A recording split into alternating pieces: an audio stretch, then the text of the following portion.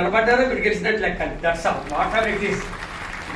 గెలుపు అన్నది దైవాధీనం, గెలుపు అన్నది దైవాధీనాలు. ఏదైనా నిలబడగలకు ధైర్యం ఇంత ఇంత ఇంత ఈ ప్రస్తుత రాజకీయ పరిస్థితుల్లో నేను ఉన్నాను అని నిలబడమే గొప్ప అండి. షరీఫ్ గురించి నాకు బాగా తెలిసి విషయం ఏంటంటే ఎన్ఆర్సీలో కూడా మేమంతా కలిసి తిరిగాం.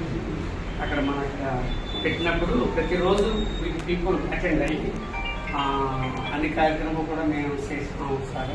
అట్లాగనే ఎస్సీ ఎస్టీ బీసీ ఏ సమస్య వచ్చినా కానీ ముందుగా అసలు సర్వీస్ పిలుస్తాం. ఎందుకంటే నిస్వార్థంగా సర్వీస్ చేసి మనస్తత్వం కలిగి అంటే యాక్చువల్గా మొన్న కూడా ఏ పార్టీలో కూడా జాయిన్ అవ్వకుండా వాలంటరీగా సర్వీస్ చేశారు. మీరు పోరాటం చేయండి, పోరాటం చేసినప్పుడు మన గోల్ సాధించడం లేకపోతే ఏం లేదు. కాబట్టి ఆ విధంగా అఫ్కోర్స్ మా షరీఫ్ గారు నెగ్గుతారా దగ్గర సెకండ్ ఇష్యూ నేనున్నాను, yes I am the person stand అని మనందరి తరఫున నిలబడతాడంటే చాలా గొప్ప సంగతి. కుర్రాడికి చాలా అభినందించాలి మనందరూ కూడా. ఏం చేయాలంటే ఈ రోజుల్లో ఎవడు తప్ప ఎవడు బాధ చూసుకుంటే తప్ప సమాజం కోసం ఎవరు కూడా పాటుపడలేదు.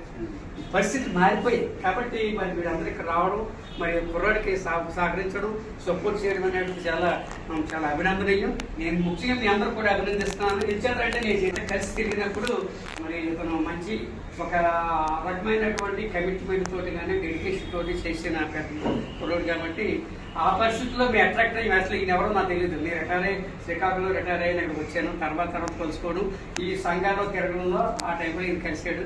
ఒక షరీఫ్ చాలా కొంచెం జెన్యూన్ పర్సన్. ఇటువంటి తోటి మనం సహకరించుకుని ఇటువంటి సహకారంతో ఏదైనా కార్యక్రమాలు కానీ బడుగు బలహీన వర్గాల కోసం మనం పోటీ పడదామనే ఉద్దేశంతో మేము కూడా అది ఈయనతోటి కొంచెం కలవడం జరిగింది. చాలాసార్లు అన్ని కార్యక్రమాలకు వస్తాయి ఈయన.